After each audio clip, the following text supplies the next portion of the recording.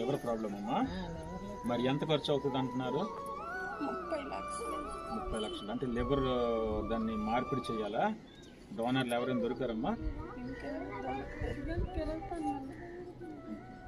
జనసేన ఏ విధంగా ఉపయోగపడాలంటే ఏ విధంగా మిమ్మల్ని ఆదుకోవాలనుకుంటుంది చెప్తారా? ఏ విధంగా అంటే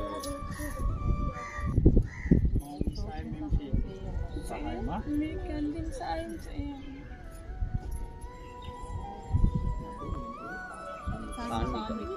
వజ్రకొత్తూరు మండలం డోకులపాడు గ్రామానికి చెందిన 9 సంవత్సరాల అమ్మాయి మడ్డు సాన్విక గత కొన్ని రోజుల నుంచి లివర్ ప్రాబ్లంతో బాధపడుతుందని అందరికీ తెలియజేయడం జరిగింది. దీంతోపాటు ఈరోజు టీం జనసేన డోకులపాడికి వాళ్ళ నాన్నమ్మ గారు సంప్రదించడం జరిగింది. అయితే ఈ లివర్ అనేది మార్పిడి చేయాలి, డోనర్ కోసం ఎదుగుతున్నారు. సుమారుగా దానికి 30 లక్షలు ఖర్చు అవుతుందని గుజరాత్లో ఉన్న కొన్ని కార్పొరేటివ్ హాస్పిటల్ చెప్పడం జరిగింది.